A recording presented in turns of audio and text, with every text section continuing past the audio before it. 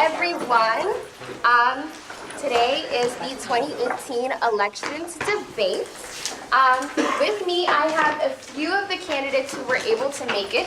So this is the first part of the debate. How this is going to go is that we will allot 40 minutes of me being the moderator asking questions to our lovely candidates, and they will each have 3 minutes to answer. After that, there will be 20 minutes of questions allowed to the open public to ask to the candidates. Unfortunately, not all of the candidates could make it today. However, we do have another debate on Thursday, February 22nd, which is the Thursday after next. So, I'm glad that you can all attend, and welcome to the debate. So I will start off with the first question. How this will go is that the candidates who are running for president will go first, then vice president, then treasurer, then speaker, then secretary. Unfortunately, the secretary is uncontested and she could not make it today. So she will be giving all of her answers on Thursday. All right, is everyone ready? Are you all ready? Yes. Yes? Okay. Your first question. Julian, could you cue for 3 minutes per, thank you. Your first question, what makes you qualified for the position that you are running for? I would like the president candidates to go first, please. Thank you, Naya, for that question. It was truly a great question. Hello, everyone. All right, so I'm running for the position of president. I think the most important qualification of president is that you have to love ODU. And I love ODU, and I love the student body. So that is the far most important qualification of president. Also, I have served as student body president before in high school. I was the 11th grade student body president as well as the 12th grade student body president. At Richard Bland College of William & Mary, I served as an RA for 2 years and also president of the Residence Hall Association. Currently, I serve as the program assistant for our lovely Dean of Students, Dr. Donald Stansberry, as well as the Director of Administrative Affairs for the current session. That is why I feel that I'm qualified to run as president. And I'm Isaiah Lucas, by the way.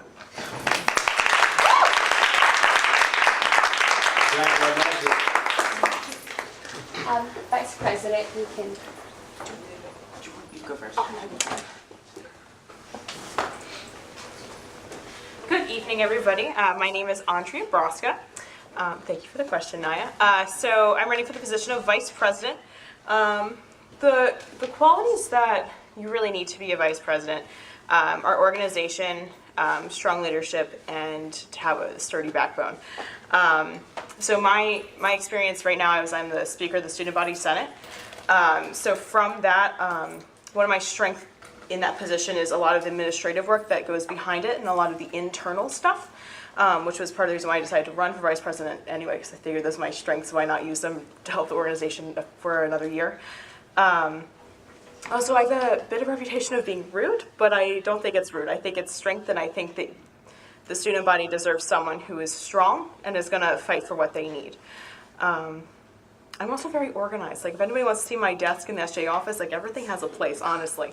I've also have experience with leadership. I was the interim president for another club on campus called Enactus, and I've consistently throughout my entire life, like starting in elementary school, I've always taken leadership positions. So, thanks.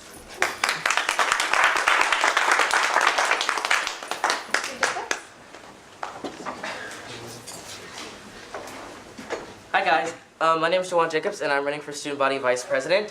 The reasons that I feel like I'm qualified for this position is I have a lot of leadership experience at Old Dominion University. I think we are all very blessed to go here, and with such a diverse community and how it changes so often, I think it's best to have leadership positions in different areas. I served as class president for the class of 2019 for 2 years. I served as the vice president for Monarchy Acapella for 1.5 years, and then the assistant music director, and I am now the current music director. I've also been in the organization since my first semester here, and have held various leadership positions. I started as a reserve seat for class council, and then I became a senator, and I was involved in 7 of the 8 committees. I served as a committee chair my freshman year in student life, and then my sophomore year in safety and transportation, and I am the current speaker pro tempore of the Senate. So that is why I feel like I'm very qualified for this position. Thank you. And now the treasurer candidates. Good evening, everyone. My name is Kyle Ogle, and I believe I'm qualified for this position because of what I learned in my classes. And as an accounting major, I acquired skills to manage budget accounts, financial assets, prepare financial statements, enforce ethical behavior, and evaluate cost of revenue and profit values for each event that I plan.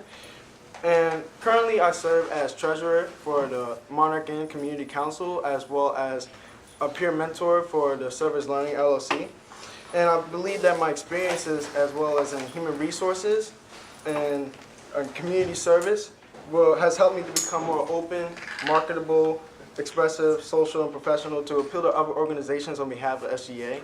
Of course, like I said, I have experience in human resources. I used to work at a local insurance brokerage where I live, as well as Deason Watson, which is a manufacturing company. So I believe this is what makes me qualified to run for treasurer, is to apply what I've learned to real life situations. Thank you.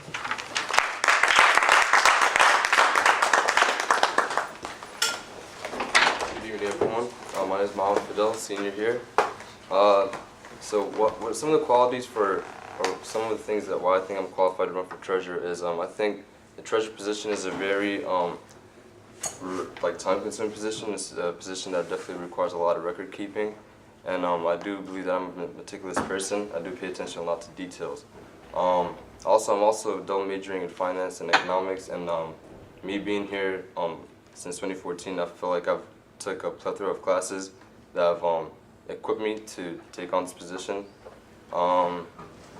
I also have experience with Excel and Microsoft Word, so I'm very comfortable with that. And in addition, I'm also just serving as the current treasurer for SGA. It's been a very good experience. I've learned a lot, definitely, and it's definitely different than what I expected coming in. So thank you.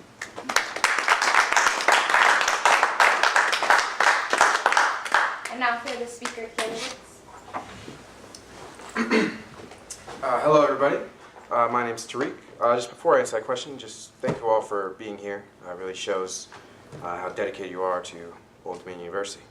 Why I'm qualified for the speaker position, in order to really, I guess, answer that, just to go over what speaker does is really leading the Senate meetings, which I've done through my fraternity, being president the past 2-3 months. We have weekly meetings on Sundays, and I have to go through those. And the Senate, I will say the senators are a lot easier to handle, I'm sure, for Madam Speaker now than my fraternity brothers. But going through those meetings has taught me a lot just over in the past 3 months. Also, I've taken leadership positions through work. I used to work at the SRC. I was a manager there. So I have the leadership qualities that you would need to be Speaker of the Senate. Thank you.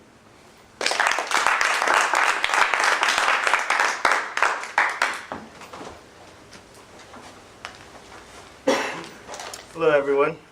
First of all, I'd like to thank everybody for their time and coming to debate this evening. I know everyone's time is valuable, so thank you for being here. My name is Owen. I've been an Old Dominion student since I transferred last semester.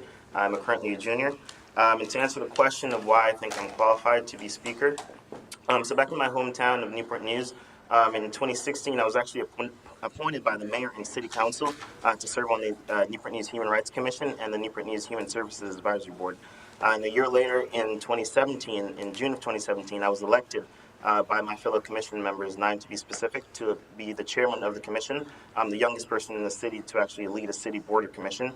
And I was actually appointed also, or elected also, amongst my fellow advisory board members to serve as vice chairman of the Human Services Advisory Board, 2 of the current positions which I currently still hold today. Those positions have taught me a great deal over the last 2 years, including great administrative skills, great organizational skills, as my opponent Tariq just mentioned, which I also believe are necessary for any candidate that is running for speaker. Like I said, I've been appointed and I currently serve in those 2 roles. I believe leadership is something that is needed in the Senate now in order to get the body to be its most functioning and live up to its full capabilities. And I think I'm qualified for the candidate of speaker. Thank you.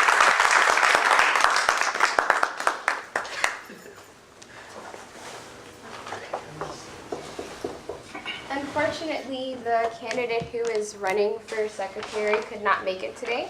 However, she will be able to give her answers on Thursday. So the next question, we will move forward, is why do you think that the student body should vote for you? We can start with the candidates who are running for president.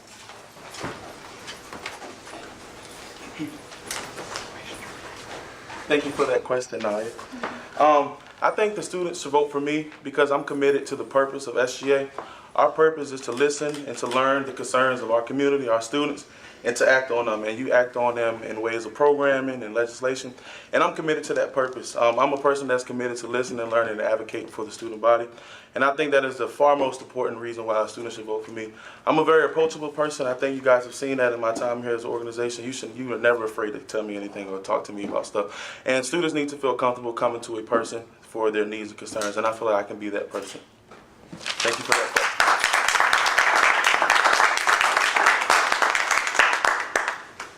And now the vice president candidates.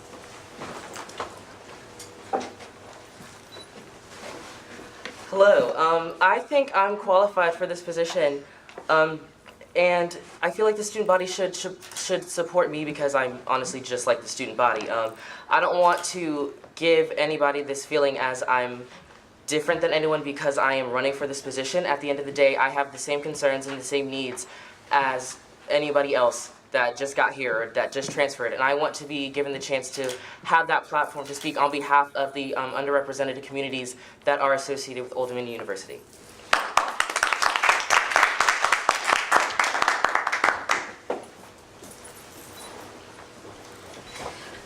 Hi again.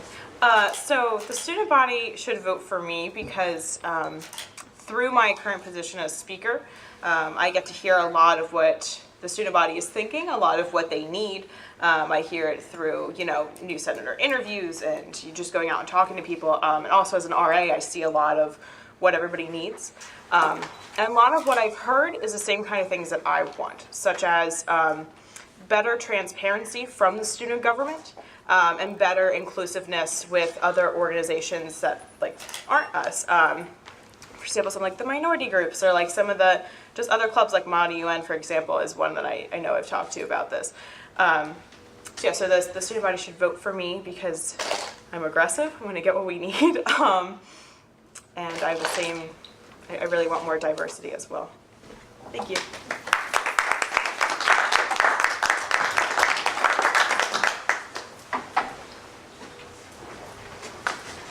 Thank you for that question.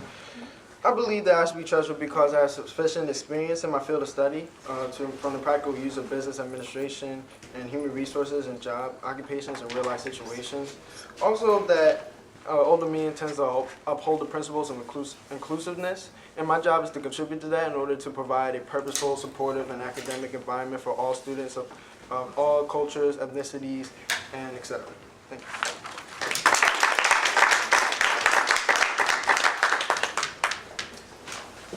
So I believe the question is why should the student body vote for me? So the position of treasurer traditionally is not a position that where you kind of go out and interact with a lot of students. When I was elected, I kind of wanted to change that. I had the mindset of I want to interact with as many leader organizations of other students. Student leaders of other organizations on campus. One of the benefits of just being in this position is that the ability for co-sponsorships and things like that. That's one thing I want to kind of educate other organizations and their leaders to where they could use this the service because it is provided for them. I also believe that just like a lot of the classes that I've taken have also equipped me to do that. But also the main goal that I'm really trying to do is educate a lot of the student organizations about co-sponsorship and contingencies because that is something that will benefit them and the organizations for for the future. So that's why.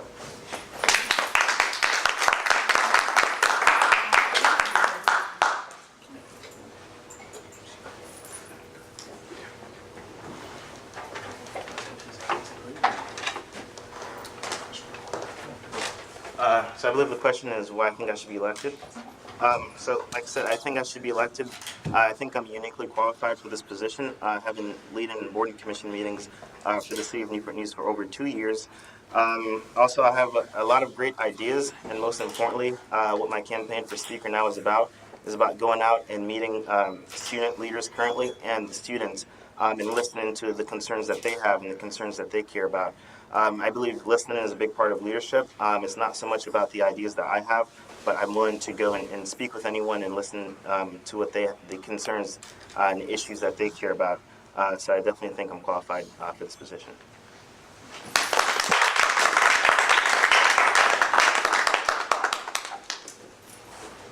Hello again. So why vote for me, right? I believe the speaker position needs a dynamic personality to lead the Senate. We talk here at ODU about inclusivity, diversity, and one of the things that we do here in Senate is we have a very diverse Senate, and it's important that the speaker is able to communicate, work with effectively with a diverse group of students, such as the Senate. And then another part of that is, with every organization that I'm in, I try to think about things from an external point of view. And part of the speaker position is traditionally internal, leading Senate meetings, proxy between senators and exec. But I want to try and add a new twist and make the speaker position a little bit more external, dealing with, since it is a school-wide election, dealing with the direct constituents. And I've gotten out and I've met so many people in just the past 13 days, so it's been very interesting, and I think that they appreciate a voice in their SGA. Thank you.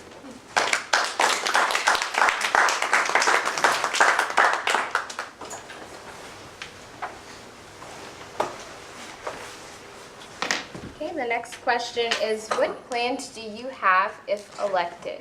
We will start with president candidates.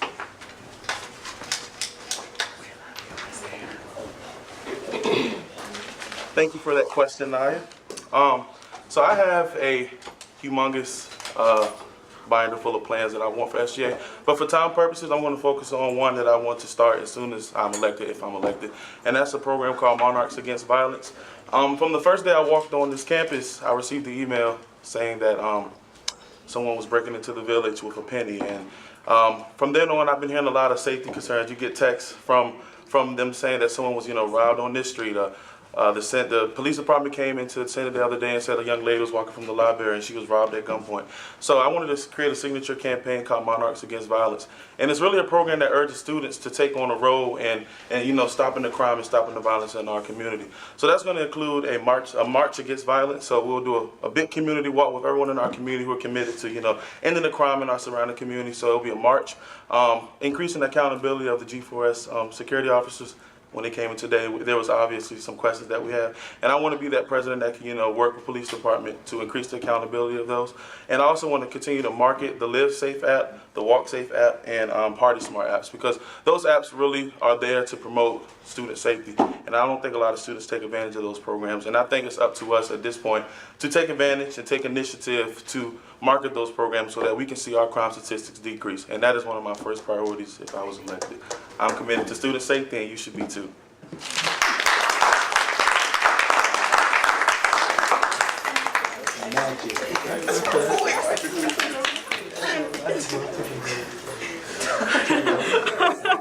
All right, so what ideas do I have to bring to the position of vice president? So the position of vice president is very internal as it stands, and it is a part of the executive branch of SGA, right?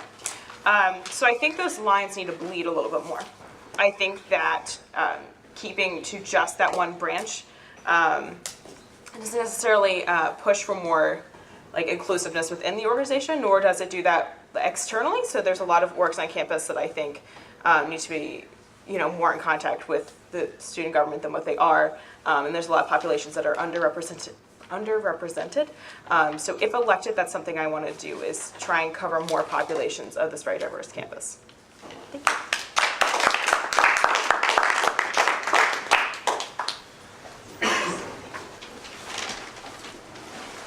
Hello again. The three stepping stools that I believe would make an effective leadership position for vice president is pride, advocacy, and involvement. I'm just going to speak about three of them briefly. Pride. I love it here. Just to put that out there, I love it here. I feel like everybody else should love it here too. So definitely getting organizations that don't normally collaborate together to collaborate together, find out new things about the community, why they love the university, and make truly one ODU. With advocacy, I definitely want to stress the difference between a co-sponsorship and a collaboration. We throw around the word co-sponsorship in the university very often, but I feel like a co-sponsorship is a name on a flyer, and a collaboration is the exchange of ideas to better the university and the community as it stands. And as for involvement, I'm going to make it a personal goal of mine to make sure that every student that is registered at Old Dominion University is a part of at least one student organization by the time they leave here. And this is why I feel that that's important. What you learn in the classroom is great. I love it. You know, we all come here to take classes, get a degree, get a job. There are things that you can apply in the workplace that you cannot learn inside of a classroom. And through the programs and initiatives that student organizations put on and things and such, I definitely want to stress that that is definitely important to have not only on a resume, but as a human being going out into the workplace. It's not necessarily what your credentials are, it's how you can apply what you've learned outside of the classroom, inside of the workplace. Thank you.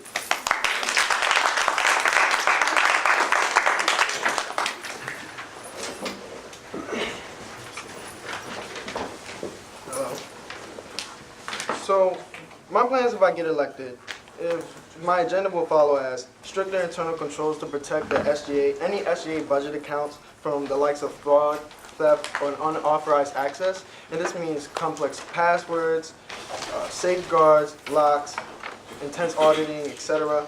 Also attract other campus organizations in order to advocate and ally with students in order to promote, once again, promote their self-interest. Provide personal and academic resources to support their personal success and academic achievement, sponsor, fund, and plan events, create an affordable budget for next year's SGA Council, and encourage students, and most importantly, encourage students to learn about their financial situation, because that's important, because as you may know, based on FAFSA, it says that 6.8%, the average interest rate is 6.8%, and along with the money that you owe on a loan, that will compound each day, and that could have a really bad effect on student wellness. And I just want to make sure I want to launch a campaign for students to know about their financial state, through their personal financial situation, and ways for students to act within to undertake debt. And I think that's really important. And these will be my plans as follows. Thank you.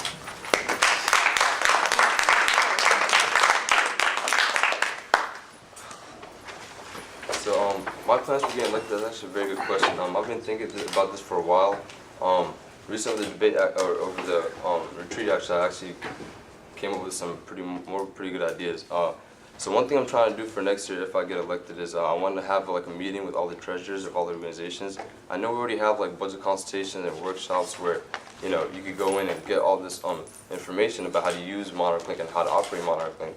But one thing I really want to stress for next year, and I feel like if we make this happen, this would really like get the year going off strong. I think all the treasurers, if they all meet up, I could maybe give them information on how to use Monarch Link more effectively and how to submit budget requests and all that, because that was one thing that was kind of hard to figure out for me, at least when I first started this position. So it took me like around almost a month to get used to it, and working with LSI and working with money is very time sensitive. So definitely, if they get a head start on that, it would definitely make things go a lot smoother throughout the year.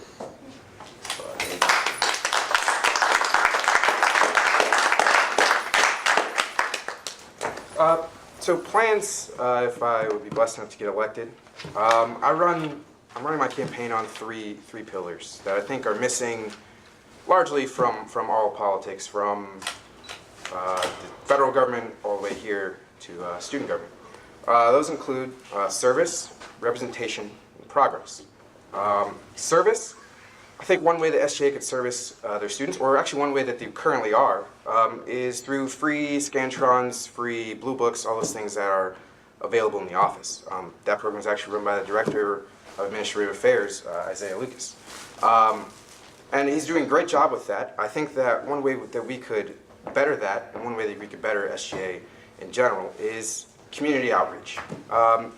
One quick example would be, instead of having everyone come to the SGA office to get those free materials, bring it to them during finals week, walking around with them, or things like that. But reaching out to students instead of waiting for them to come to us.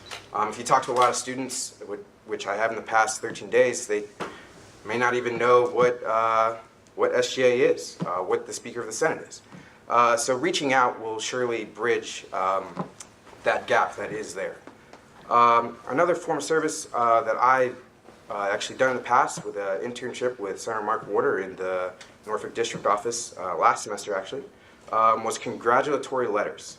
As Isaiah talked about, we hear a lot of bad stories coming out of Old Dominion University. Crime, different things. And that's not necessarily ODU itself, it is the surrounding area that we live in. But there are plenty of good stories as well. And it's important to tell those good stories and congratulate those people that do those things. For instance, there's, I think, 6 students that have films selected for the Cannes Film Festival. And I was reading about that, and not a lot of students get a chance to read about that, so it's important to reach out to them and say that, you know, SGA, as an organization, we are proud of you for representing ODU. To segue into representation, you know, we do a good job right now as an SGA of representing the students. I think that there is certainly more room to grow, room for improvement. There always is. And that, again, includes getting out, PR, which Ms. Barquette is doing a great job of, getting out and making sure that students do know that we are, you know, patting ourselves in the back and making sure that students do know what we are passing and what we aren't passing and what, excuse me, and why. And lastly is progress. This year has been good as far as bills and resolutions, but I think we certainly need to have much more production. And not necessarily just production, just mass production of filtering things out. Sorry. Can I finish up? Yeah. Okay, yeah, it's the last. Not necessarily production in terms of filtering things out en masse, but real things that create real progress. Thank you.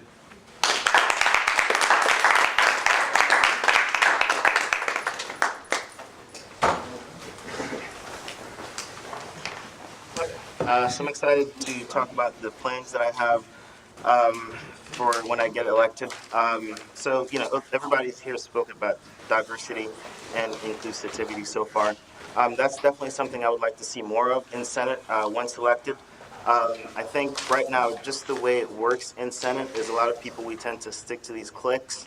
So I definitely like to see more diversity in the body in general. So a couple plans that I have once I get elected. So like I said, I'd definitely like to see increased diversity, but something that I want to change as far as the position of speaker goes. So currently the speaker on the executive board, which includes the president, the vice president, the secretary, and the treasurer, the speaker is required to attend executive board meetings, but the speaker doesn't get a vote in the executive board. And to me, I think that's really backwards, because if the speaker is leading the Senate, the speaker is the one that knows Senate best and that knows his or her members. In Andrew's case, Andrew knows the members of Senate very well. So I think the speaker should get a position, should get a vote on the executive board meetings, instead of just being someone that just kind of sit, you know, as a fly on the wall. So that's definitely something I would move to do immediately. Another thing that I would like to do is, so we have a couple members of Senate currently present. A few weeks ago, the ODU Police Department, they spoke at our meeting, as they usually do. And one thing that she said that really struck a chord with me, because it's something, it was sort of like an affirmation. She said, what do you want to do when you want to keep more people or bring more people into anything or keep people? What do? You pay them. Currently, senators are the only ones in SGA that doesn't get a stipend of any sort. Everyone on the executive board does, including the president, vice president, and I'm not sure if the secretary or treasurer does, but all the directors get paid. I would like to incentivize bringing more senators into Senate by giving them a small monetary amount for their contribution and their time to Senate. It doesn't have to be something that's very large. It just could be, you know, something very small. But that would incentivize more senators to join Senate and to to keep senators here longer. Another thing that I would like to emphasize is student involvement. So currently the position of senator, I think a lot of people think it's just coming to meetings every Tuesday and just sitting down and, you know, having a back and forth. But I think senators, I'm a current senator, but I think the speaker should play more of a role in having senators in their involvement in the community, in the ODU community. So I would make it a requirement for senators to go out and to speak to their constituents, to speak to Old Dominion University students, and bring those ideas back to Senate. And I would make it a requirement to have monthly legislative sessions and monthly legislative town halls so that we can hear what the ODU community is concerned about. But I would also make it at least a 1 hour requirement to have senators go out and listen to the concerns of the ODU community and bring those ideas back to Senate. Thank you.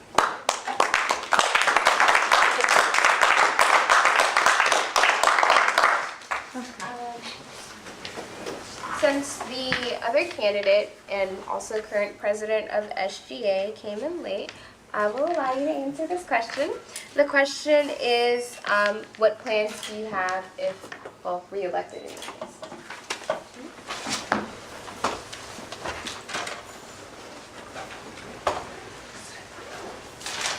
Hello everyone. For those of you that don't know me, my name is Jordan Smith and I am currently serving as the president of SGA. So basically I'm going to keep this short for you guys.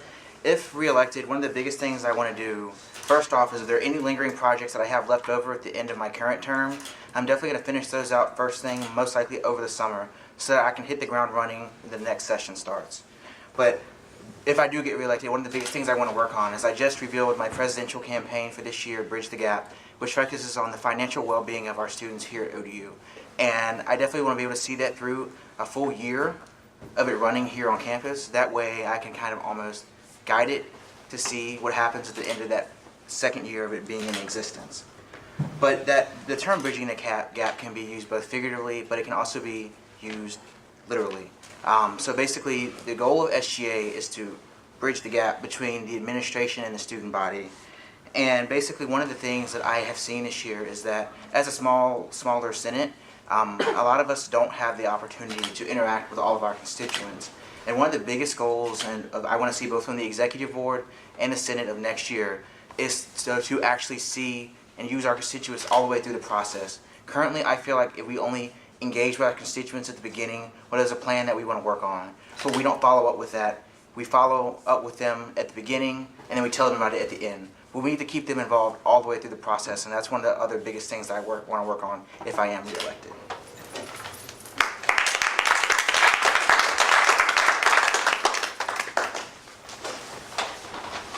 The next question is, how do you define leadership? We will start with the president candidates.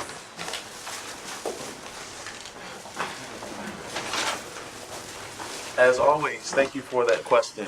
I define leadership as the ability to take, ideas and turn them into reality. A lot of times in organizations, everyone has a lot of ideas.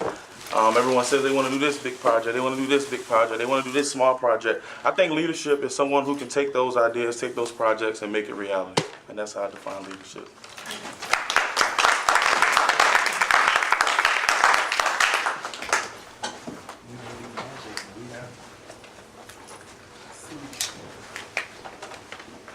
Thank you again for the question. So basically, I want to say I see leadership as the overall concept of what it means to guide others. You have to be able to differentiate what it means between leading and what it means to follow. As a leader, some of the biggest things that you really have to do as a leader is to foster the next generation of upcoming student leaders. You have to be the one that makes those hard decisions. You have to be the one that has the passion and is really vested in what they're doing, to be in the trenches and working with your fellow executive board, your senators, anyone that you're working with, your constituents. And you have to be able to be vulnerable. You have to be able to listen to what others are saying. You have to be able to compromise. That is what I see as a leader. In the end, letting others see the real you is what, in my opinion, what really defines leader and what it means to be a leader.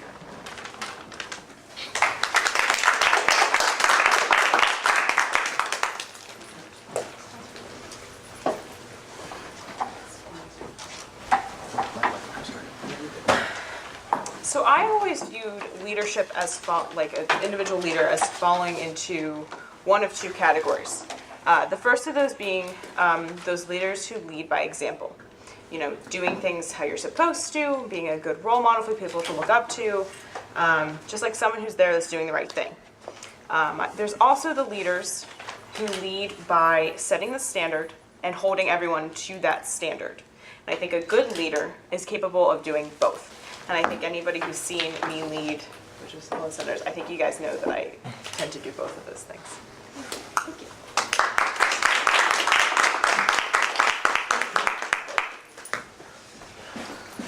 Hello, thank you for that question. I define leadership in one word, and that word is learning. At the end of the day, there's no way you can be a successful leader if you aren't constantly learning. Learning is the foundation of all things success. In the role of specifically vice president, you're doing 10,000 things, your mind's running a mile a minute, you have meetings here, one-on-ones here, this and that, and this and that. But you have to open yourself up to learn just as much as you are teaching others. And that is how I define leadership. Thank you.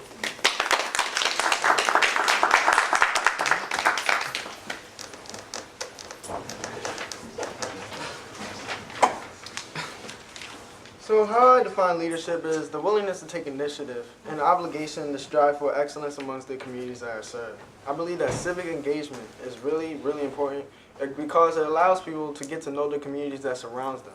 And once you are able to get intimate with the communities, I think you establish more trust and more credibility amongst them. So that's what I think of leadership is. Thank you.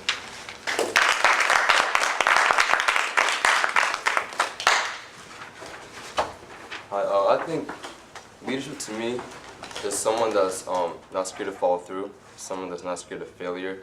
I think good leaders are the type of people that will fail and then they'll learn from their mistakes and they'll move on and educate others on how to make the right choices and the right decisions. I think leadership is something, you know, that is very, how can I say this?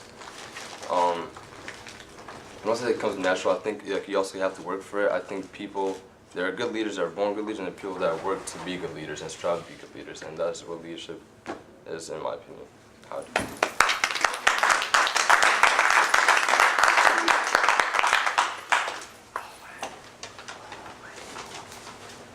Okay, so that's a great question. I have a wonderful quote from Warren Bennis that I'd like to share. It says, "Leadership is the capacity to translate vision into reality."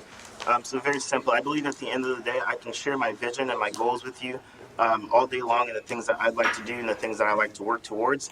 But at the end of the day, we have to get to work and make that vision a reality. So I believe leadership is exactly what that quote defines, is the capability to translate vision into reality.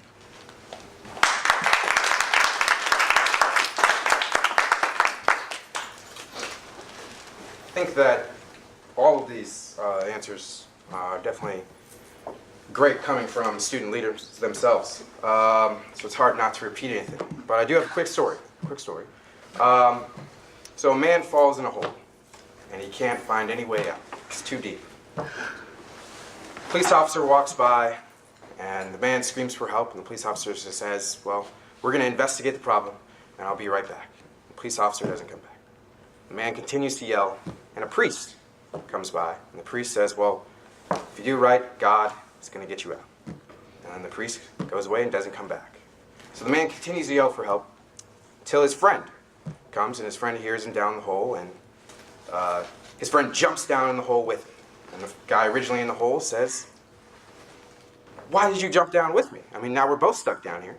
And the friend says, "Well, I've been here before, and I know how to get out." And I think that story truly embodies a leader. Yes, police officers are your community leaders.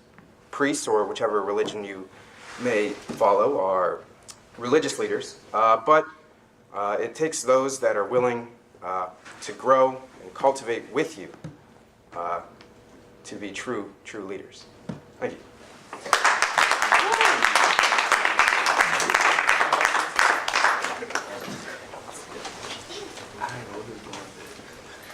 The next question.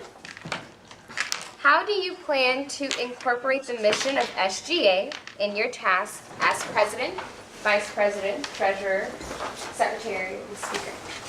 We'll start with the presidents.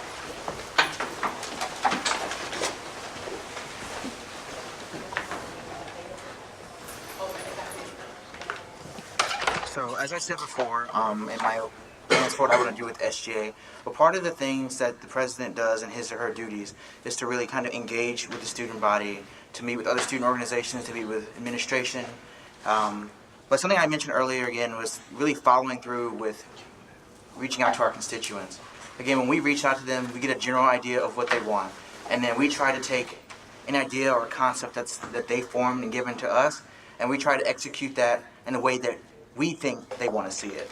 But one of the best ways to make sure that we are incorporating our mission with being the voice for the student body is to follow up with those people that we reached out to. So we really make sure that we're understanding what that idea they've given to us is, so we can accurately relay that information to administration. Thank you, guys.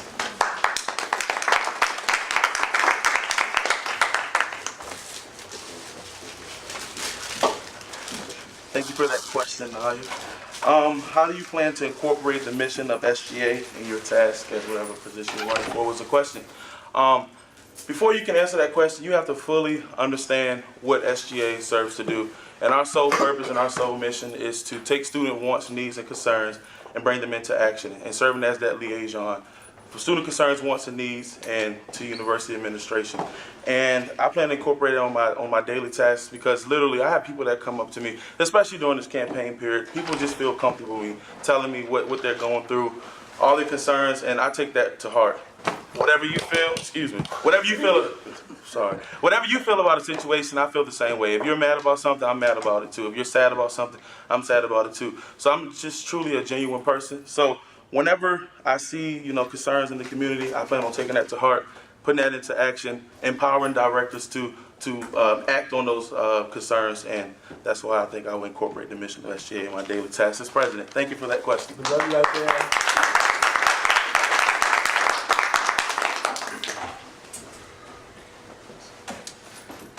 My plans, if elected, are to take the position of vice president, which is usually internal, and make it external. And what I mean by that is the vice president and president sit in on interviews and hire 8 directors, and the vice president has one-on-ones with those directors to check progress and to come up with programs and initiatives for the benefit of the student body. And I plan to put myself in what we consider a senator's role and be just as active as any other person in the organization, being at tabling events, going out, doing surveys, things like that, so I can assist the directors and anyone else who has an issue or concern to help the student body as a whole.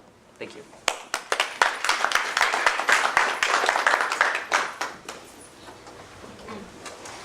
Not to steal Jordan's slogan, but my interpretation of SGA's mission is to bridge the gap from student body to administration.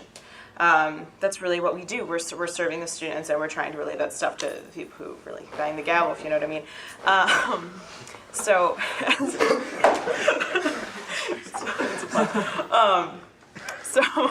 how I plan to really use the mission is to increase our transparency, because how are we going to be representing the student body if they don't know what we're doing, if they can't see how we're helping them, if they can't see how we're taking what they need and bringing it to the attention of someone who can, like I said, bang the gavel. And yeah, that's my do the mission.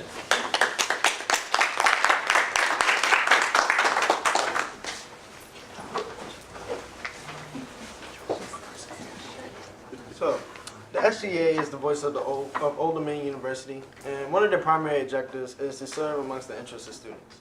And thus, I want to contribute to that by providing, once again, a supportive, purposeful, and productive environment. And my job in regard is to consider the opinions of the peers who reside in the Senate, establish trustworthiness and credibility of student extracurriculars, assessing campus needs, and as well as part of my job description to disclose accurate financial statements, to have a stricter policy of internal controls, and anything such as that, in order to contribute to having a productive environment, as well as creating more of an accommodating environment for SGA. Thank you.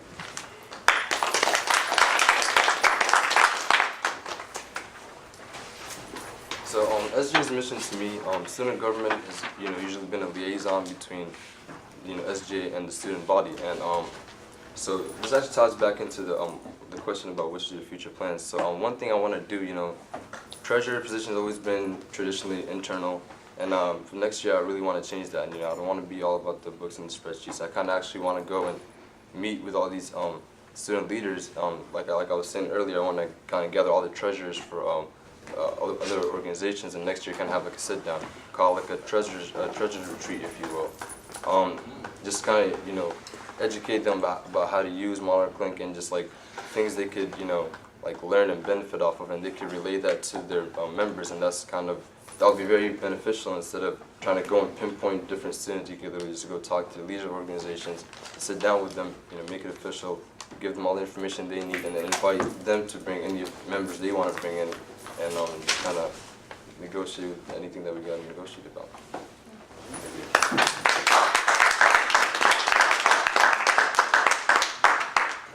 So like everyone has been saying, the SGA mission is to serve, represent the student body of Old Dominion University. And that's, quite frankly, that's what I'm running on, is real service and real representation. Getting out and putting a face to the name of SGA, instead of just having the general mistrust of the word government, you know, actually going out and showing that we are just like you as ODU students. We have the same problems, the same parking problems, the same parking ticket problems, all those things. And so it's servicing you and representing you, and that's what I'm running on, and hopefully progressing through and actually making real change and real progress. Thank you.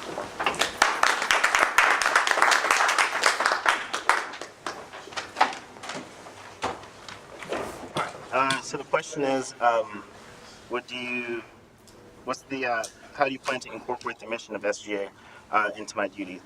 So first of all, we have to know what the mission of SGA is to begin with, in order to know what to incorporate, how to better incorporate it into my duties. So the mission of SGA, as everyone here has pretty much noted so far, is to act as a liaison between the student body and the administration.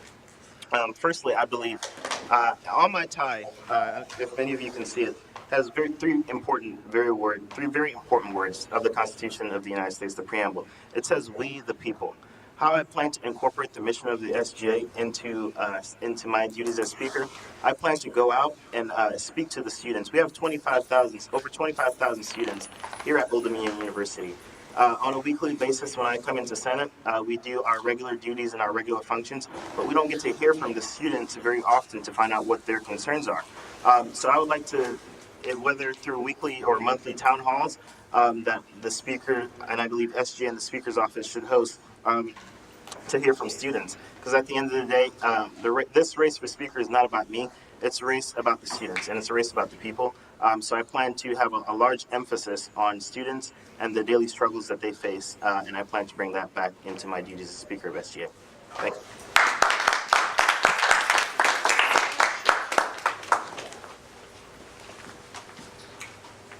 This is the last question from me. What would you do differently from the current people in their positions, starting with the president candidates? Thank you for that question, Naya. Before I even answer the question, I just wanted to let Jordan know that he has done a tremendous job this session. Maintaining, this whole organization is a lot, so I commend you on that. But the question was, what would you do differently from those in your current position? One of the things that we have struggled with as an organization is the ability to recruit, retain, and empower our directors. So one thing I want to do if I was elected president is to recruit quality directors, more than just posting a flyer and saying the application on Ronald Leak, but actually going to those people and, hey, would you be good at this, would you be good at that? Going to the offices of the different colleges and saying, do you know any students who would be good at this? So that's my recruitment technique. Retaining, I want to make sure that every director that I was to hire if I was elected is, comfortable in their work environment. They love their work environment, so that we don't have issues of directors leaving. Because when directors leave, that really plays it's a punch in the face of the organization. Because then we have to, find someone again. So I want to make sure the directors have an environment in which they want to work and stay working. So that's my retaining. And then I want to empower directors. I want each director to feel that they play a role on this campus. So if I was to get an issue from President Brody wants me to work on an academic initiative, making more study space in the library. I, as president, I don't want to focus on that, just me. I want to empower my director of administrative affairs. So that's what I mean by empower. Making our directors feel that, they actually play a role in what is going on, and that I'm not, just selfish and want to do everything by myself. I just want to recruit, retain, and empower. Again, recruit, retain, and empower. Thank you for that question.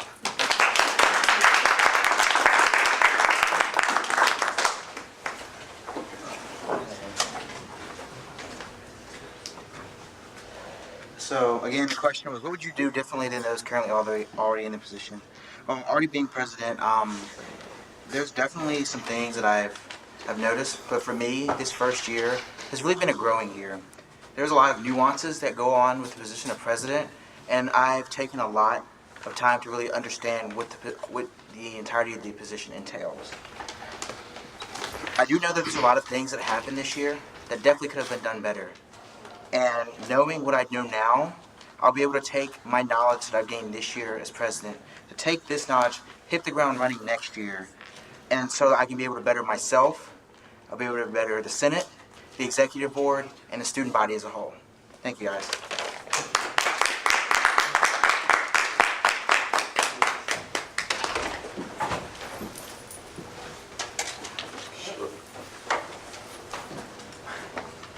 So first of all, no disrespect to Mr. Hamlin. He's done a great job as vice president this year.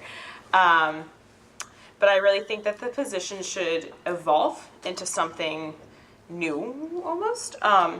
So the position of vice president has always, as myself and Mr. Jacobs have said a couple times, it's always been very internal. And I think a lot, especially with the executive board, is that we could be more welcoming to those new members and those that aren't a part of the main, I want to say, friend group of the executive board and of SGA in general. And I think as vice president, that's a good spot to do that, to really, welcome in new faces and kind of work outside of just the executive branch of SGA.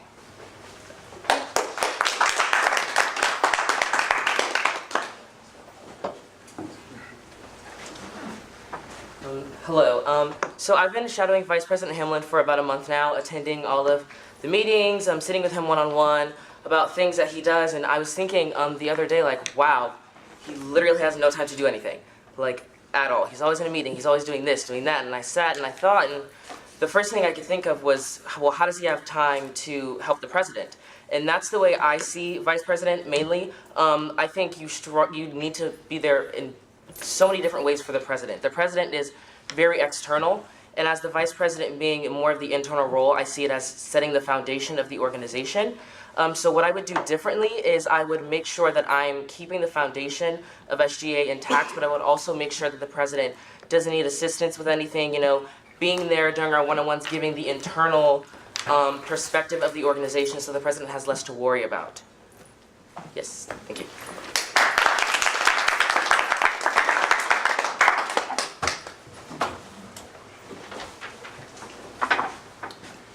Okay, so as mentioned before, what I do differently is, once again, apply a stringent policy of protecting SGA budget accounts from fraud, theft, or unauthorized access. And this is just to generate more accurate information when it comes to reporting financial statements. And it will enable me to, along with others, host more budget workshops, in order to converse with members of the Senate and analyze source documents, create proper journal entries into ledger accounts, adjust these accounts at the end of the account period, equalize the sum of debit and credit balances, and then just close them out. Also, another thing I would just do differently is just to inform everybody that I would like to, if elected, I would like to launch a campaign dorm to dorm, talking about how students can take advantage of their financial health. And I just want to make sure before students graduate, they have the fundamental principles of what it takes to have a healthy and successful financial life. Thank you.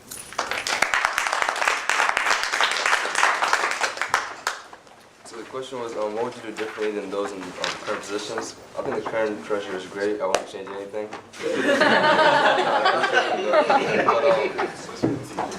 Seriously though, one thing I really want to focus on next year is I really want to make this position external. I mean, we all know Treasurer, you know, they keep spreadsheets, they keep record books, all that kind of good stuff, and all that's fine, you know, no problem, but I really want to add more to this position. One main thing, budget workshops, like I said, definitely we need more of those, which I agree with. One thing I noticed in those budget workshops is that not a lot of the treasurers go, not really a lot of the people that actually handle the budget go. A lot of like the large organizations would send like, you know, other members. A lot of times presidents would go, but not necessarily the people that actually, you know, have to deal with the money. So that's one thing I really want to change, because those are the ones that will always come back and, you know, will ask me questions or ask Rafi questions. How do we do this? How do we do that? So that's one thing that I really want to incorporate, you know, if I get reelected next year, is really have this like treasurer like sit down and actually like tell them, hey, look, you know, this is what I have to do, this is what you guys should do, you know, Monarch Link, all that good stuff. So that's just some of my plans for next year.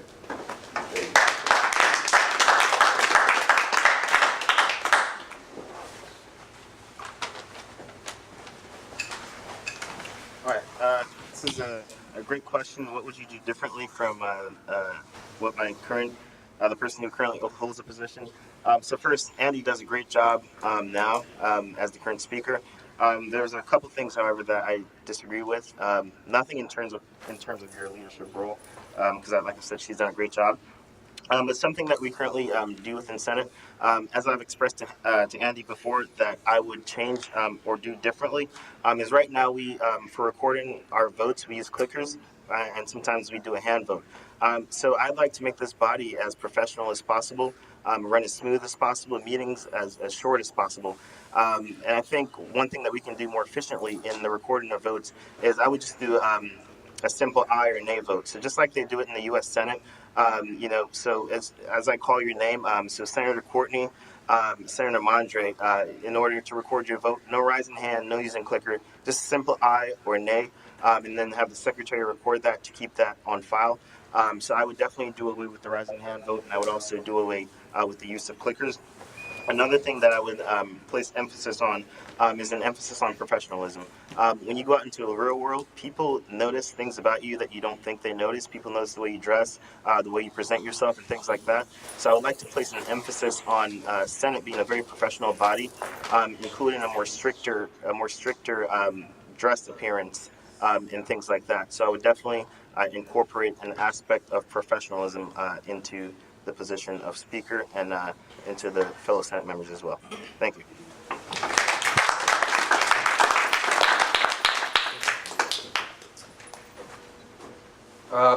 So everyone has had great ideas. I think that either way will be good. No matter how you vote, we'll have a great executive board.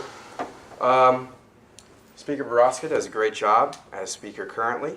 I think that a couple things that I would change.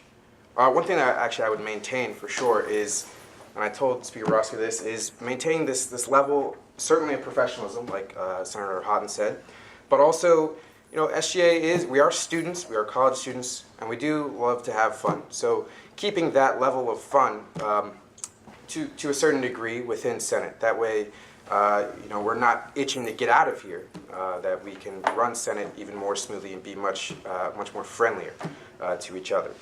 Another twist, like I said before, is just adding an external element to the Speaker position and getting out. And again, this is a school-wide election, so you should know all the people that are voting, and you should try to anyways. It's hard to know 25,000 people. You should try to.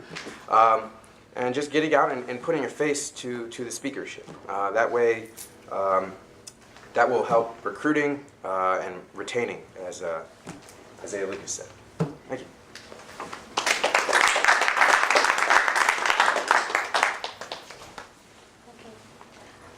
My apologies, however, due to our time limit, we only have enough time for a few questions. So this is the opportunity for the public to ask a few questions. Yes, Vice President Hamlin. So I love how you guys said you all want to be external.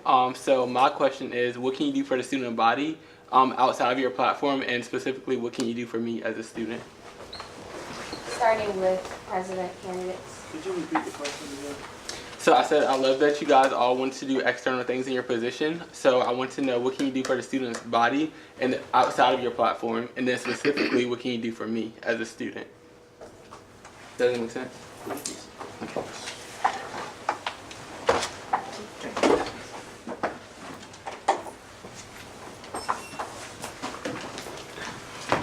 So as the current president, I'm pretty sure Isaiah has probably already mentioned this already, but one of the jobs of the president is to really engage with the student body, but also to engage with the vice president and directors as well. And the directors are the ones that interact with our senators, and the senators are the ones that are the lifeblood of SGA.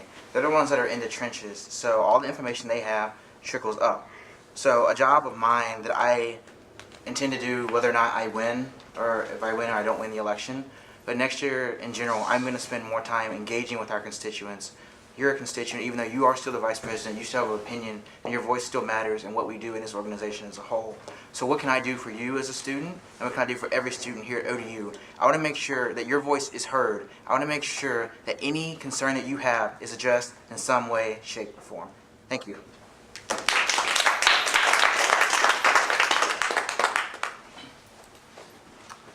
Thank you for that question, Vice President Hamlin.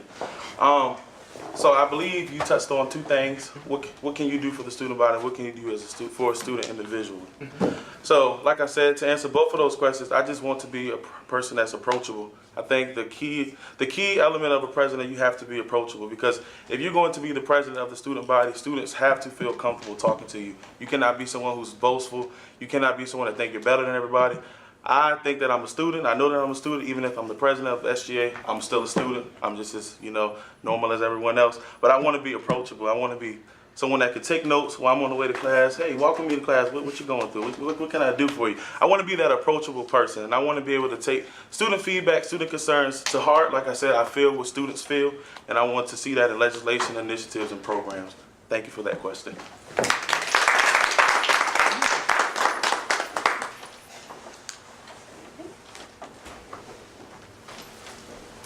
Thank you for your question, Vice President Hamlin. So I think that right now, because SGA is another organization on campus, and we always say like, oh, we're not a programming board, we're not a programming board. However, there's a lot of organizations on this campus that are programming boards and that do hold a lot of events.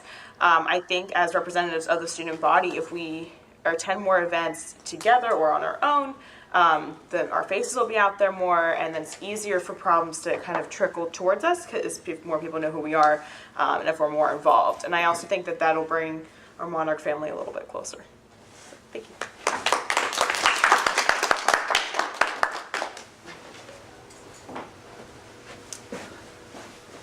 Thank you for that question. So, what can I do for you? I actually laughed when I heard you say that question. I'm simply just gonna be here, and I know that sounds very simplistic in nature, but I'm just gonna be here. I'm gonna be out there doing surveys, chilling in the web, maybe with my name tag on. You got a problem? I want to hear about it.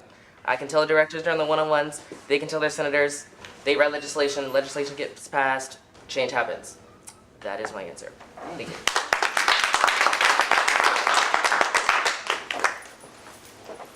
Well, to answer your question, James, at least from this position, the one thing I can mainly offer you is money. I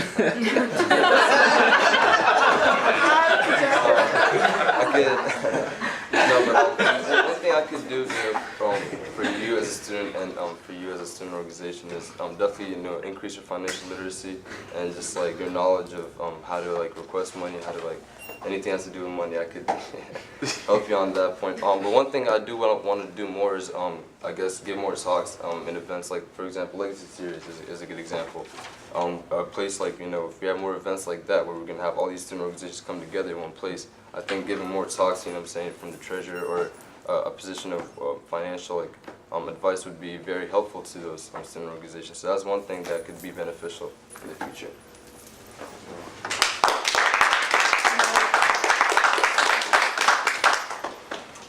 Thank you for your question. I just have a quick question for you.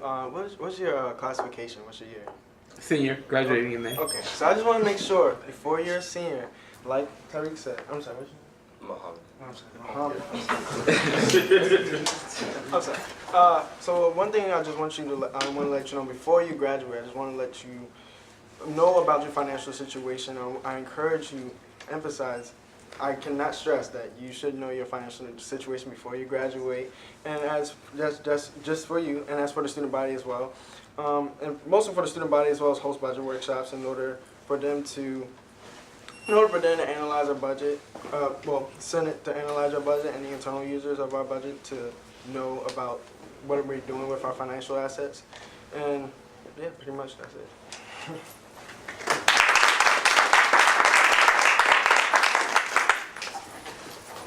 I think, like Mr. Dewan Jacobs said, it's pretty simple. Listening and being there. Listening to your problems, your everyday problems, and your overarching goals and problems that you have every day, just like every other student. And secondly, being there, being accessible, being able to respond quickly, be poignant on emails and inquiries, and getting out and showing that as an SGA we really do care, and we're not just here just to say that we do, but we are the real deal, and we actually do care.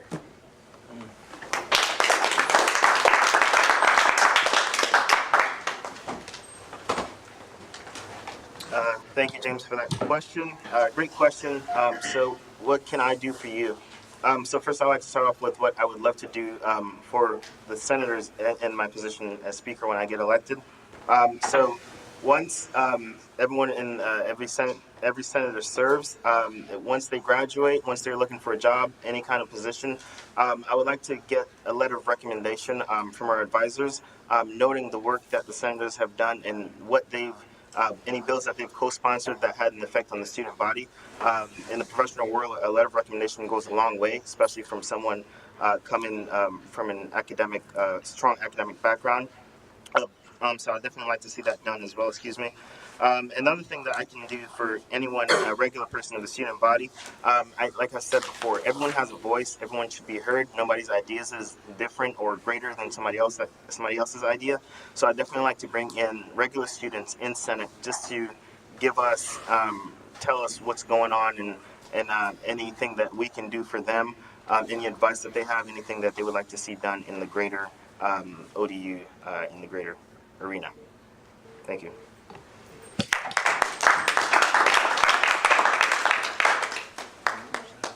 Do we have time for one more question? Yes. So my question is, what do you think one of the largest challenges that the university faces as a whole, and how can you how can you help this challenge outside of your position? Starting with president candidates.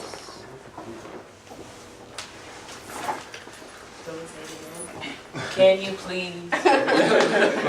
So what do you think one of the biggest challenges that the university faces as a whole, and how can you help this challenge outside of your position or inside? Okay. Thank you for that question, Senator Marjorie. To me, this is just my personal opinion. One of my opinions about one of the university's top problems is that students are not aware of the resources that are offered to them. Specifically academic resources. I meet regularly with the academic advising team. I meet regularly with the library, especially the library team. Gonna meet with them tomorrow.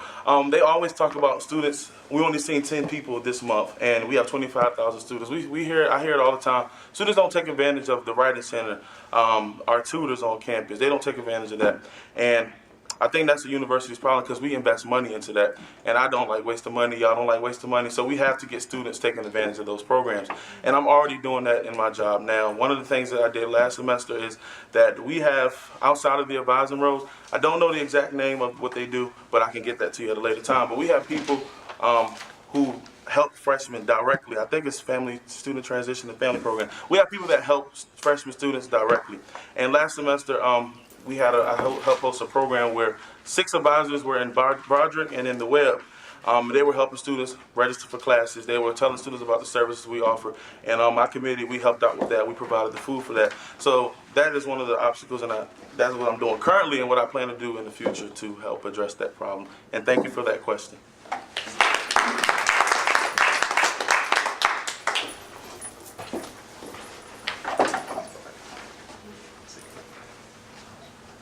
Thank you, Senator Mondre. That's a great question.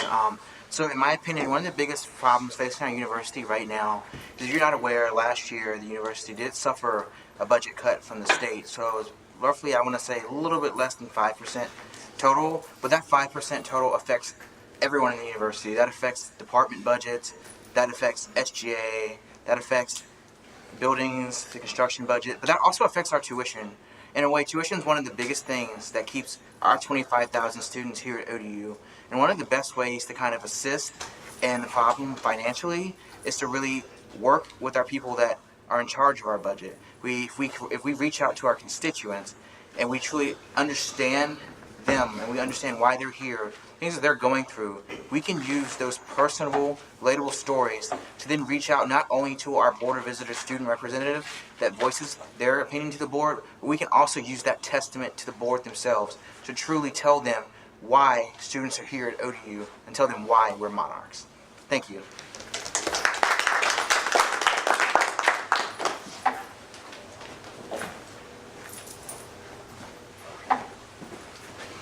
Thank you for that question, Senator Mondre. One of the issues that I feel the university faces is retention. The way I see it is, I love ODU. When I got here, why don't you? You know, like, I want to know what your reasoning is for you wanting to leave. Just to be plain and simple with you guys. How I plan to use that internally, being vice president and managing with the directors, if it's a safety and transportation issue, like I got too many parking tickets and no, I don't want to go here anymore. I can say, well, the Safety and Transportation Director, get with Chief Harris, get with Scott Silsdorf, the Director of Transportation and Parking Services, to figure out a way to make students understand.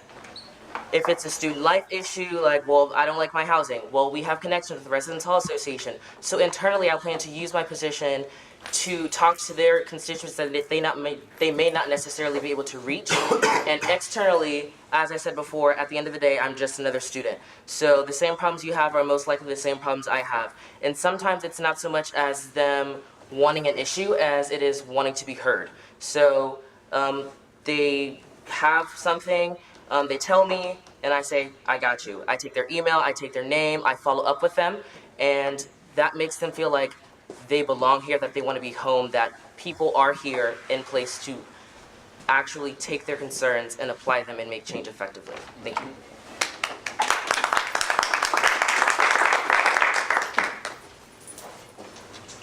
Thank you, Senator Mondre, for your question.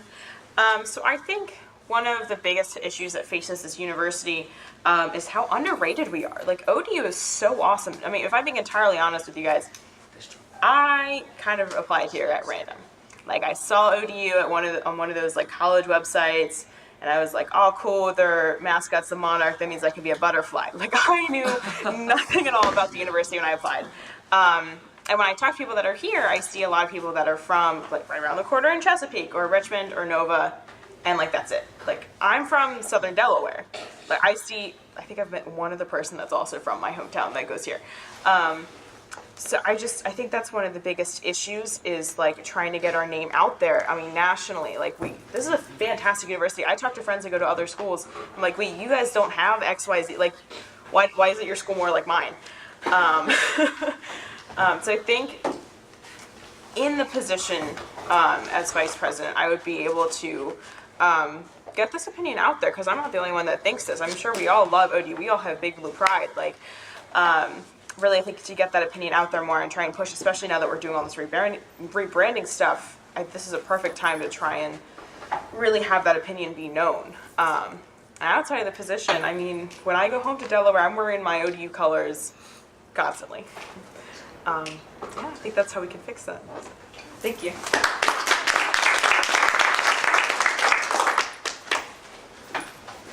So I definitely think there's a lot of issues that could be fixed.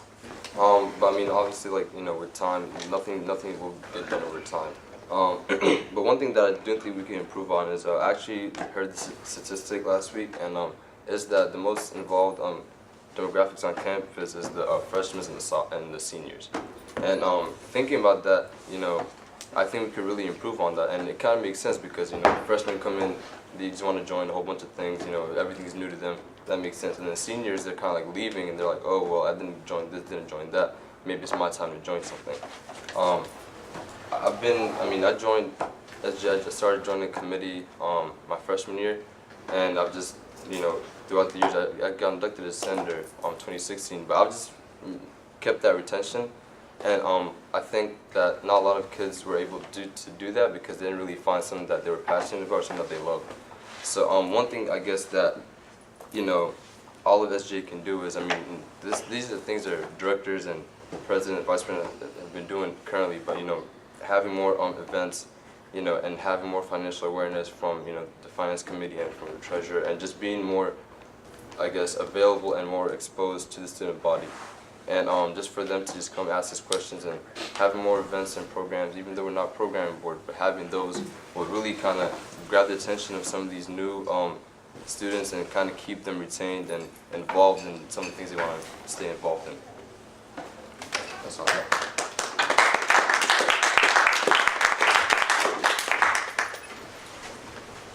Thank you for that great question.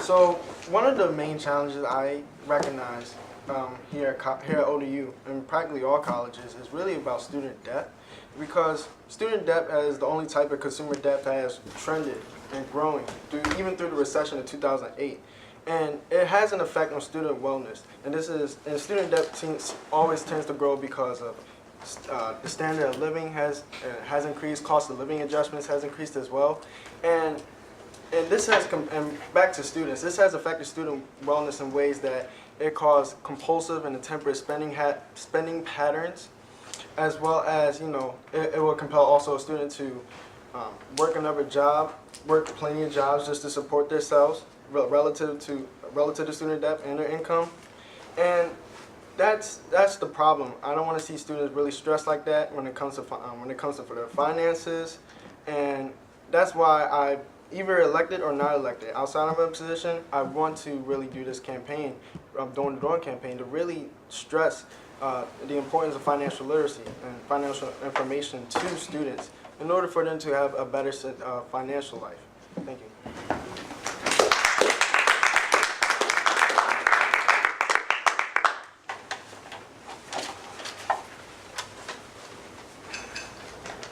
Could you repeat your question, please? Yeah, what is one of the biggest challenges do you think the university faces, and how can you help this issue inside your position or outside? So I think a few problems that the university faces right now. I think Isaiah, candidate for president, referenced this earlier. Crime is a really big thing, and that's something that I've focused on a lot. That plays back into the safety and our well-being as ODU students. Another thing that I would like to focus on as well is sexual assault and sexual violence awareness. So 1 in 5 women will be sexually assaulted at some point during their lifetime. We hear about that kind of thing happening around our campus, around the surrounding area a lot. And that's really unfortunate because I'm an outdoors person. I hate to be inside the house. I like to get outside. I like to do outside things. When I study, I study outside and things like that. I like to feel safe. Everyone likes to feel safe. If you want to go out, you want to feel safe in your community. So I think safety, crime, especially in sexual assault, are definitely priorities of mine. And that's something I would work to address as speaker as well. Thank you.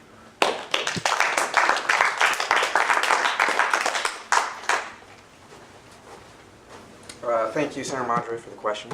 I think one big problem with the university is, when I go home, and I go home to my friends, and we talk about all these things, my friends will say, because this stigma with ODU is, oh, is it ghetto down there, or is it this, or is it that, and all these bad things. And it's not, as we all know, living and loving it down here. And so it's just telling those good stories that ODU has. Hopefully in 6 weeks we'll be able to tell everyone that our basketball team made the tournament, or all these different things. But ODU has so many great students that do wonderful work on campus and off of it, and harping on those positive things as opposed to the negative things is certainly something that I want to focus on, not only as Speaker of the Senate, but just as a monarch.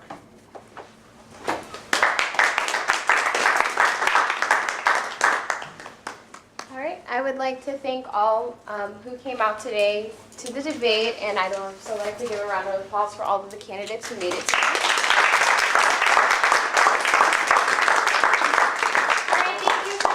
Can I just make an announcement? I just wanted to say that these are personal opinions that they think the university face is not actual problems that the university face. Like for the retention thing and the underrated thing, it's not really. That makes sense. So don't like leave here saying that ODU have a retention problem or it's a personal view. That makes sense. Yeah. Okay. All right, thank you so much for coming out. We will have our next debate on the 22nd, so please be sure to come back. You said the students all fit.